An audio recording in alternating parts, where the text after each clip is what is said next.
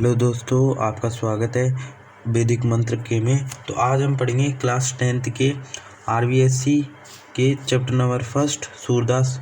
तो सूरदास चैप्टर इसी वीडियो में हम कंप्लीट कर देंगे। हमने लॉन्च किया है क्लास 10th के फुल सब्जेक्ट आरबीएससी के, जैसे English, Hindi, math, science, SST, Sanskrit, इन सभी के वीडियो हमारे चैनल की जो प्लेलिस्ट है उस पर डले हुए, तो आप वहां से जाकर देख सकते हैं। चलो देखते हैं सबसे पहला चैप्टर सूरदास। तो देखो, सबसे पहले हम कवि परिचय पढ़ेंगे। कवि परिचय, तो कवि परिचय में क्या दे रखा है, देखो। कवि परिचय। कृष्ण भक्त कवि सूरदास का जन्म आचार्य रामचंद्र शुक्ल के मतानुसार विक्रम। देखो, ये जो आपको ये लैंग्वेज है ये हार्ड लगेगी, इसलिए मैं आपको एक कहानी की तरह बताता हूँ। देखो क्या हुआ था। सूरदास है, उनका जन्म 1540 ईस्वी में हुआ था और उनकी जो मृत्यु है वो 1620 ईस्वी में हुई थी। और इनका जन्म कहाँ हुआ था? इनका जन्म हुआ था आगरा और मथुरा के बीच एक रुनुकता गांव है, उसमें हुआ था। मतलब आगरा और एक मथुरा, उनके बीच में ना एक गांव है रुनुकता नाम का, उसमें मतलब इनका जन्म स्थल बताया जाता है। लेकिन कुछ विद्वान इनका जन्म स्थल मानते हैं कि जो दिल्ली है उसके बगल में एक सी ग्राम का नाम है, सी ग्राम है, मतलब सी गांव है एक, उनमें इसका जन्म स्थल मानते हैं। और इनके पिता का नाम क्या था? इनके पिता का नाम था रामदास बताया जाता है। तो ये तो आपको याद करना पड़ेगा। देखो, अभी तक मैंने क्या बताया आपको कि जो कृष्ण है वो कृष्ण के भक्त थे सूरदास। इनका जन्म 1540 ईस्वी में हुआ था और मृत्यु 1620 ईस्वी में हुई थी। और इनका जन्म आगरा और मथुरा के बीच स्थित रुनुकता गांव में हुआ था। सॉरी दोस्तों। और कुछ विद्वान मानते हैं कि दिल्ली के निकट सी ग्राम को इनकी जन्म स्थली मानते, और इनके पिता का नाम रामदास बताया जाता है। अब देखो, वार्ता साहित्य और भक्तमाल के आधार पर सारस्वत ब्राह्मण कहे गए, किंतु साहित्य लहरी। देखो, इसका मतलब क्या है, मैं सीधा सा बता देता हूँ। वार्ता साहित्य और भक्तमाल के आधार पर जो ये सूरदासी वंश, मतलब ये जो पृथ्वीराज चौहान है उनके दरबार में एक कवि थे जिनका नाम था चंद बरदाई, ये उनके वंशज माने जाते हैं।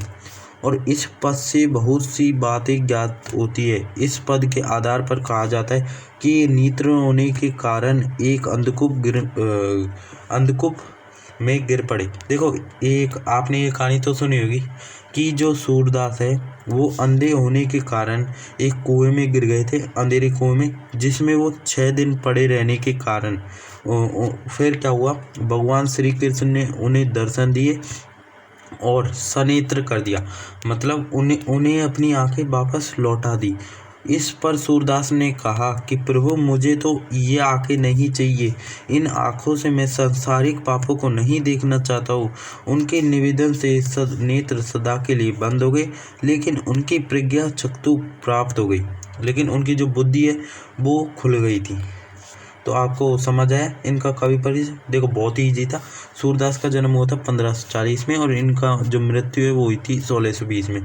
इनका जन्म कहाँ हुआ था? इनका जन्म हुआ था जो आगरा और मथुरा। देखो, आगरा और मथुरा के बीच एक रुनुकता ग्राम है, उनमें इनका जन्म हुआ था। और कुछ विद्वान दिल्ली के निकट सी ग्राम में इनकी जन्म स्थली मानते। इनके पिता का नाम रामदास बताया जाता है। और ये किसके वंशज है? ये जो पृथ्वीराज चौहान है उनके मतलब राज दरबार में एक राज कवि थे चंद बरदाई, उनके वंशज बताए जाते हैं।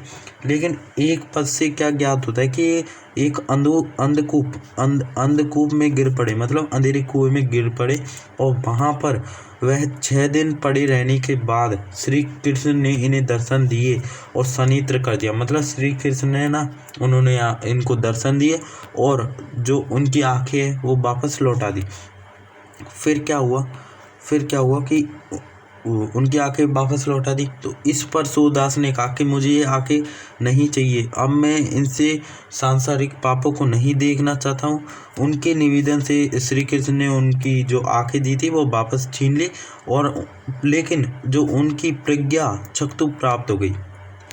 देखो, और उनका जन्म सूरदास जन्म से अंधे थे, यह विवाद स्तव है। देखो, कुछ कवि तो कहते हैं कि सूरदास है ना जन्म से अंधे थे, लेकिन कुछ विद्वानों का मानना है कि वो जीवन के अंतिम समय में अंधे हुए थे, क्योंकि इसका प्रमाण इन पदों से मिलता है। और वो कौन से पद है? वो है या माया झूठी की लालच दुहु द्रग अंध भयो। तो इस पद से मिलता है कि जो सूरदास है वो लास्ट में, मतलब वो अंतिम दिनों में अंधे हुए थे, लेकिन कुछ कवि मानते कि वो जन्म से अंधे थे। तो आपको समझ आया।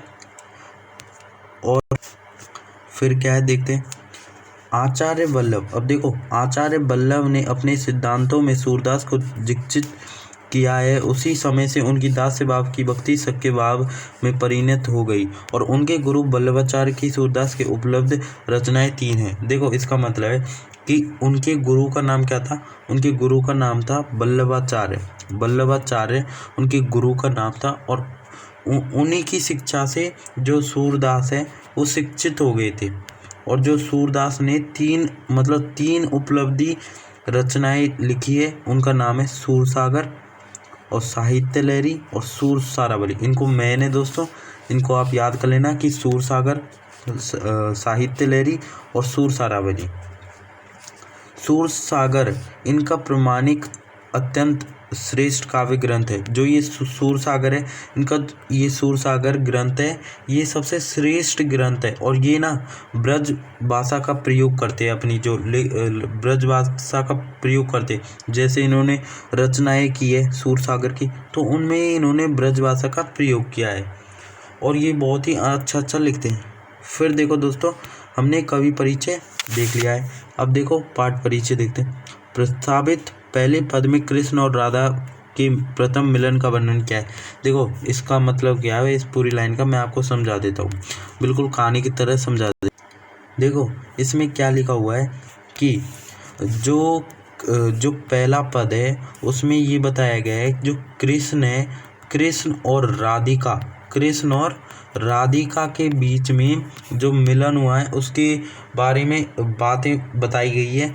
और जो दूसरा, तीसरा और चौथा ये जो पद है उनमें उद्धव और जो गोपियाँ हैं उनके बारे में बात बताई गई है। तो इनको भ्रमर गीत के रूप में भी जाना जाता है, शेष 3 पदों को। जो मतलब पहले पद में तो कृष्ण और राधिका के प्रथम मिलन का वर्णन किया है, और शेष 3 पदों में उद्धव और गोपिकाओं के संवाद है। समझे? तो इसमें तो कुछ नहीं है, आपको कवि परिचय याद करना है। फिर हम देखते हैं पद। तो पद बहुत इम्पोर्टेंट है, तो उन पर चलते। चलो दोस्तों, देखो दोस्तों, इनमें 4 पद दिए हुए। ये पहला पद है, ये दूसरा, तीसरा और चौथा, यहाँ 4 आएगा। देखो, ये पहले पद में तो कृष्ण और राधिका के बारे में बताया गया है। ये जो शेष 3 पद है इनमें उद्धव और राधिका के बीच का जो वार्तालाप हुआ है उनके बारे में बताया गया है। तो सबसे पहले फर्स्ट वाला देखते हैं। तो देखो, फर्स्ट वाले पद में क्या बताया गया है? बूझत श्याम कौन तू गोरी। पहले हम पद को पढ़ लेते पूरे को। कहाँ रहती काकी है बेटी, देखी नहीं कबहू ब्रज खोरी। काय को हम ब्रज तन आवती, खेलत रहित अपनी पोरी। सुनत रहित सर्वनानी नंद डोटा, करत फिरत माखन दधी चोरा। तुम रो कहाँ चोरी हम लेहि, खेलन चलो संग मिली जोरी। सूरदास प्रभु रसिक शिरोमणि, बतानी सुरही राधिका भूरी। देखो, इसका मतलब क्या है? क्या हुआ कि जो श्री कृष्ण भगवान है, देखो मैं आपको एक कहानी की फॉर्म में समझा देता हूँ। पहले क्या हुआ था कि जो श्री कृष्ण भगवान है वो ब्रज की गलियों में खेल रहे थे अपने दोस्तों के साथ। तो वहाँ पर जो राधिका होती है वो उनको दिखती है, मतलब राधिका होती है वो उनको दिखाई देती है। तो कृष्ण राधिका से पूछते कि तुम कौन हो गोरी और किसकी बेटी हो, और हमने तुम्हें कभी, आज से पहले तुम्हें कभी नहीं देखा है, और तुम यहाँ पर खेलने क्यों नहीं आती हो। तो राधिका बोलती है कि मैं यहाँ पर किस संयोजन से आऊँ, मैं तो अपने जो घर है उसके द्वार पर ही खेलती हूँ। और मैंने तो सुना है कि तुम जो नंद का पुत्र है वो तो माखन चोरता रहता है। तो कृष्ण भगवान बोलते हैं कि मैंने क्या तुम्हारा चुराया है जो तुम हम पर आरोप लगा रही हो। तो फिर सूरदास जी कहते हैं कि जो हमारे कृष्ण हैं वो बहुत ही रसिक शिरोमणि है। क्या किया कि उन्होंने जो बोली राधा है उनको अपनी बातों में फंसा लिया। तो देखो अब स्टार्ट करते हैं। ये तो मैंने आपको कहानी बता दी थी। अब देखो, बूझत श्याम कौन तू गोरी। बूझत मतलब पूछना, श्याम मतलब कृष्ण, कौन मतलब कौन, तू मतलब तू, और गोरी। देखो क्या हुआ था, श्री कृष्ण भगवान ब्रज की गलियों में खेल रहे थे। अब ब्रज की गलियाँ मतलब देखो यहाँ आएगा ब्रज खोरी। तो यहाँ पहले ही बता देता हूँ आपको, ब्रज की गलियों में देखो श्री कृष्ण भगवान ब्रज की गलियों में खेल रहे थे। अब आपको लिखना कैसे, देखो श्री भूज श्याम कौन तू कोरी, मतलब श्री कृष्ण राधा से पूछते हैं कि कौन है तू गोरी, कहाँ रहती है काकी है बेटी, और कहाँ रहती हो और काकी है बेटी। काकी मतलब किसकी हो बेटी। देखी नहीं कभू ब्रज खोरी, और देखा नहीं है कभी ब्रज की गलियों में। ब्रज खोरी मीन्स ब्रज की गलियों में। फिर से बताता हूँ, बूझत श्याम कौन तू गोरी। श्री कृष्ण राधिका से पूछते हैं कि गोरी तुम कौन हो और कहाँ रहती हो और किसकी बेटी हो। देखा नहीं कबू ब्रज खोरी, और हमने तुम्हें कभी भी ब्रज की गलियों में नहीं देखा है। काये को हम ब्रज तन आवती। अब देखो श्री कृष्ण पूछते हैं कि कौन हो तुम गोरी और कहाँ रहती हो, किसकी बेटी हो, हमने तो तुम्हें कभी नहीं देखा है। फिर राधिका बोलती है, काये को हम ब्रज तन आवती, हम किस लिए जो ब्रज की गलियों में आते हैं, हमारा तो कोई संयोजन ही नहीं है ब्रज की गलियों में आने का। खेलत रहित अपनी पोरी, और जो हम तो अपने जो घर की जो दहलीज है उस पर ही खेलती है। पोरी मतलब दहलीज। खेलत रहित अपनी पोरी मतलब घर के जो दरवाजे हैं उन पर ही खेलते हैं। तुमरो सुनत रहित सर्वनानी नंद डोटा, करत फिरत माखन दधी चोरा। देखो मैंने तो सुना है, अब राधिका बोल रही है कि मैंने तो सुना है कि जो नंद का पुत्र है वो सब जगह माखन और दही चुराता रहता है। मतलब राधिका बोलती है कि मैंने तो सुना है कि जो नंद का पुत्र है वो माखन और दही चुराता रहता है। और फिर जो श्री कृष्ण भगवान है वो बोलते हैं, तुमरो कहाँ चोरी हमले, खेलन चलो संग मिली जोरी। फिर जो कृष्ण भगवान है वो बोलते हैं, हमने तुम्हारा क्या चुराया है कि तुम हम पर आरोप लगा रहे हो। फिर खेलन चलो संग मिली जोड़ी, और फिर श्री कृष्ण भगवान बोलते हैं चलो जोड़ी बनाकर खेलते हैं। तो आपको समझ आया। और फिर सूरदास प्रभु रसिक शिरोमणि, सूरदास जी कहते हैं कि जो हमारे कृष्ण भगवान है वो एक रसिक शिरोमणि जैसे, मतलब बिल्कुल रसिक है, क्योंकि उन्होंने बातानी बुरही राधाई बोरी, मतलब बोली राधा को अपनी बातों में फंसा लिया अपने साथ खेलने के लिए। तो आपको समझ आया। एक और बार बताता हूँ, बूझ से श्याम कौन तो गोरी, मतलब श्री कृष्ण भगवान है वो पूछते हैं राधा से कि तुम कौन हो गोरी और कहाँ रहती हो, किसकी बेटी हो, देखी नहीं हो कभी ब्रज की गलियों में। और फिर राधिका जी बोलती है, काय को हम ब्रज तनावती, हम किस संयोजन से ब्रज की गलियों में आती, हम तो अपने जो घर की दहलीज है वहाँ पर ही खेलती रहती है। लेकिन इतना तो सुना है कि जो नंद का पुत्र है, डोटा मतलब पुत्र, वो करत फिरत माखन दधी चोरी, मतलब जो माखन और दही है उसकी चोरी करता रहता है। और तुमरो कहाँ चोरी हम ले है। फिर श्री कृष्ण भगवान बोलते हैं कि हमने तुम्हारा क्या चुराया है जो जो तुम हम पर आरोप लगा रही हो। खेलन चलो संग मिली जोड़ी, चलो जोड़ी बनाकर खेलते हैं। श्री कृष्ण भगवान बोलते हैं सूरदास प्रभु रसिक शिरोमणि। सूरदास जी कहते हैं कि जो हमारे श्री कृष्ण भगवान है वो एक रसिक शिरोमणि के जैसे हैं, क्योंकि उन्होंने बुराई राधिका मतलब बोली बोली राधा को अपने बातों में फंसा लिया। कैसे फंसा लिया? उन्हें मतलब खेलने के लिए फंसा लिया। तो आपको इसका मतलब पता चल गया। अब सेकंड पद के बारे में देखते हैं।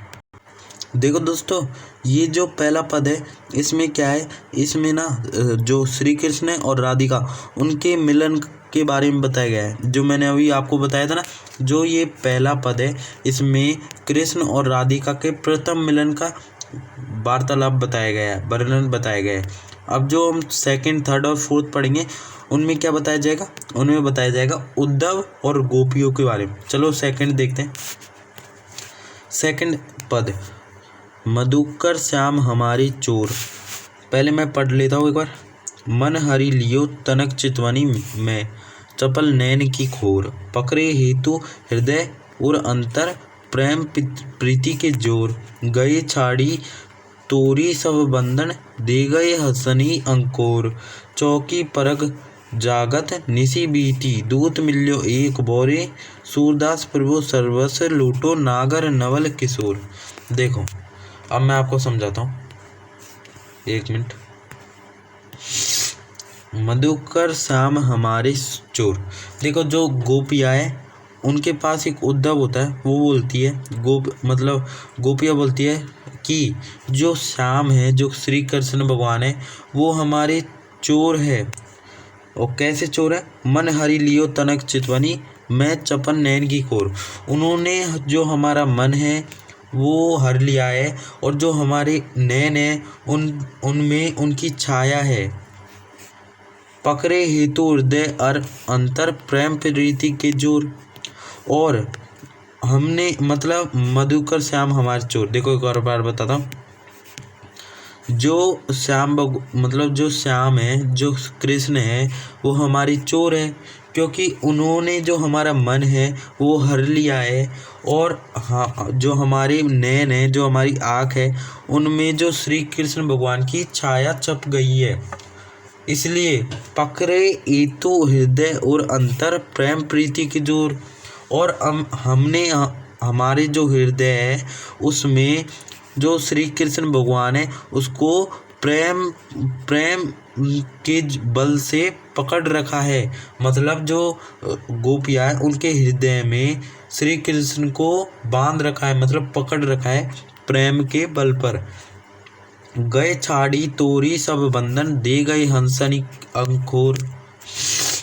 देखो, गए छाड़ी तोरी सब बंधन, दे गए हंसनी अंकुर, मतलब जो हमारे हृदय में वो हमने बांध रखा था। एक मिनट दोस्तों, जो हम ये क्या हो रहा है?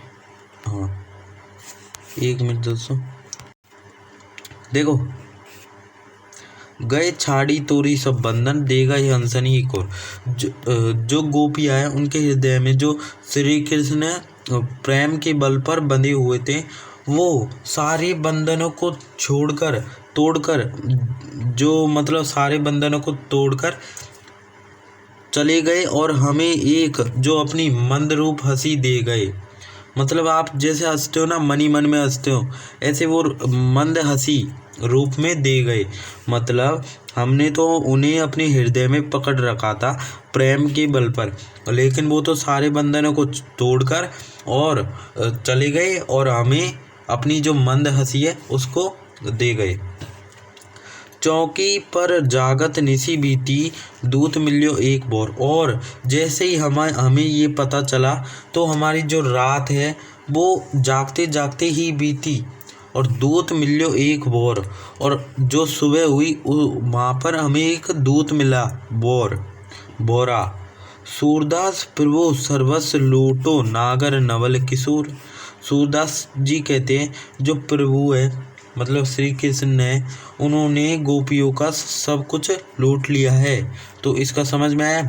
कि देखो एक और बार बताता हूँ, जो मधुकर श्याम हमारे चोर, इस पूरी मतलब पद का मतलब है अर्थात कि जो श्याम है वो हमारे चोर है और उन्होंने हमारा जो मन है वो हर लिया है और हमारे नयन में उनकी छाया छवि है और हमने उनके मतलब हमने अपने हृदय में श्री कृष्ण भगवान को पकड़ रखा है प्रेम प्रीति के जोर, मतलब प्रेम के बल पर, और गए छाड़ी तोरी सब बंधन। लेकिन वो तो अपने बल से, वो तो इतने ताकतवर थे कि उन्होंने सारे मतलब बंधन तोड़ के चले गए और हमें एक मंद रूपी हंसी दे गए। और जैसे ही हमें ये पता चला तो हम जो रात है वो रात हमारी जागते जागते बीती और सुबह सुबह हमने देखा तो एक हमें दूत मिल रहा बोरा।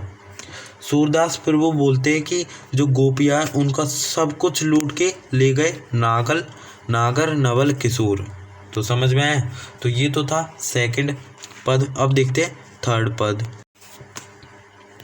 ये थर्ड पद है। तो संदेशानी मधुवन कूप बरे, अपने तो पटवत नहीं मोहन, हमरे फिरी न फिरे, जिते पतिक पट ही मधुवन को बहुरी न शोध करे, के वे श्याम सिकाई प्रबोध के कहु बीच मरे, कागद मरे मेघ मसी कोटि, सर दब लागी जरे, सेवक सूर्य लिखन को आंधो पलक कपाट अरे।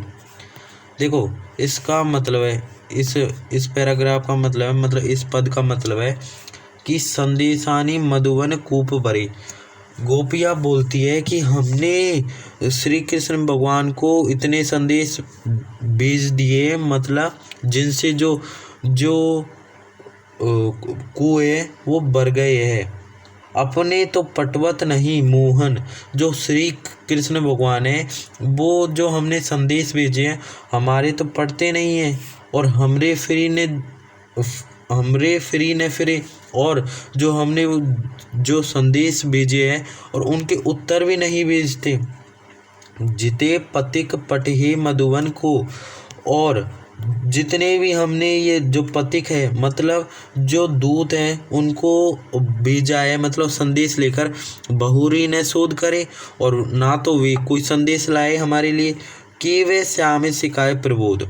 और क्या ऐसा है क्या कि वो जो श्री कृष्ण भगवान है उन्होंने अपनी साइड उनको कर लिया है, मतलब उनको मिला लिया है अपनी साइड, उनको सिखा दिया है कि वहाँ नहीं जाना। के कहूँ बीच मर गए, या तो वे बीच में मर गए। कागद गरे मेघ मसी कोटी, सर दब लागी जरे, या जो मथुरा है उसके जो कागज है वो सारे भीग गए हैं, या जो साई है वो ख़त्म हो गई है।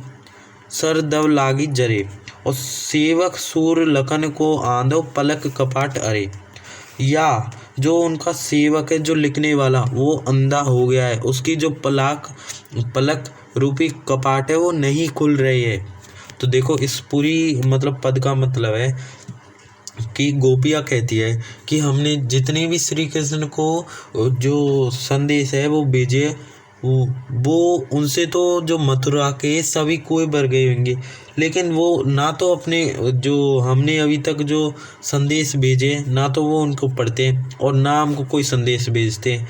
और जितने भी रास्ते मतलब जितने भी पथिक माँ गए मथुरा, उन्होंने ना तो कोई हमें संदेश दिया है, और ऐसा लगता है कि जो श्री कृष्ण भगवान है उन्होंने उनको अपने साइड मिला लिया है, या वो बीच में ही मर गए हैं, या जो मथुरा के कागद गरे मेघ, मतलब मथुरा के जो पूरे कागज है वो भीग गए हैं, या जो साई ख़त्म हो गई है, या उनका जो सेवक है जो लिखने वाला वो अंधा हो गया है, जिसके कारण उनके जो पलक रूपी कपाट है वो नहीं खुल रहे हैं। तो ये तो था थर्ड पद। अब देखते हैं फोर्थ पद के बारे में। अब देखो दोस्तों, अब करेंगे फोर्थ। दोस्तों यहाँ फोर्थ लिखा हुआ है, ये गलती से मतलब मिसप्रिंट हो गया है, यहाँ पर फोर्थ है, ये फोर्थ पद है। उदो मन मानो की बात, दाख छुआरा छाड़ी अमृत फल, बिस्कीरा बिस्खात, ज्यो चकोर दोई कपूर, कोही तजी अंगार गगात, मधुब गरत गर फोरी काट, में बंदत कमल के पात, जो पतंग हित जानी अपनो, दीपक सोहो लपटात, सूरदास जाको मन जासो, सोई तो ही सुआत। देखो, उद्धव मन मानो की बात। गोपियाँ उद्धव से कहती है कि जिसको जो अच्छा लगता है वो ही करता है। मतलब उद्धव से गोपियाँ कहती है कि जिसको जो अच्छा लगता है वो ही करता है। दाक छुआरा छाड़ी अमृत फल, फल विष कीड़ा। मतलब जो विष कीड़ा होता है वो अमृत को छोड़कर, एक जो विष कीड़ा होता है वो अमृत को छोड़कर जो कोयला होता है, दाक छुआरा जो कोयला होता है उसको खाता है। देखो फिर से बताता हूँ, उद्धव मन मानो की बात। मतलब गोपियाँ उद्धव से कहती है कि जिसको जो अच्छा लगता है वो ही करता है। जैसे जो विष का कीड़ा है वो अमृत फल को छोड़कर जो कोयला होता है उसको खाता है। और भी एग्जाम्पल दे रखे, जो चकोर को देही कपूर, कोई ताजी अंगार आगात। और जैसे एक चकोर पक्षी होता है वो कपूर जैसे स्वादिष्ट भोजन को छोड़कर अंगार को खाता है। देखो, जो मतलब एक चकोर पक्षी है वो कपूर को छोड़कर अंगार को खाता है। अब देख ले, चकोर को जो अच्छा लगता है वो वही करता है। जैसे वो कपूर को नहीं खाता, वो अंगार को खाता है। मधुप करत गरफारी काट, मैं बंधत कमल के पात। एक जो भौरा होता है वो पेड़ को काटकर उसमें घर बनाता है, लेकिन वही जो कमल की जो पंखुड़ियाँ होती है उनमें ही बंद कर रह जाता है, बंधत कमल के पात। और भी एग्जाम्पल दे रखे, जैसे ज्यों पतंग हित जानी अपनो, दीपक सोहो लपटात। और एक जो पतंगा होता है वो अपना मतलब अपना जो हित है वो ऐसे मानता है कि जो दीपक होता है उसकी लपटात में बिल्कुल लपटात हो जाता है, मतलब दीपक में लिपट जाता है। सूरदास जाको मन जासो, सोई ताही सुहात। और सूरदास जी कहते हैं कि जिसको जो अच्छा लगता है वो ही करता है। तो दोस्तों ठीक है, ये तो हो गए हमारे सभी पैराग्राफ। तो हमने पहला पद, दूसरा पद, तीसरा और ये फोर्थ, ये सभी पद पढ़ लिए। तो ये हो गया हमारा चैप्टर नंबर 1 कंप्लीट। अब जो हमारा अगला वीडियो आएगा वो आएगा चैप्टर नंबर 2 तुलसीदास के बारे में। तो यदि आप सब्सक्राइब कर देंगे तो आपको जो हमारा जो सेकंड चैप्टर होएगा वो ऐसे ही मिल जाएगा, वरना आप हमारे चैनल की जो प्लेलिस्ट है उसमें जाकर देख सकते हैं।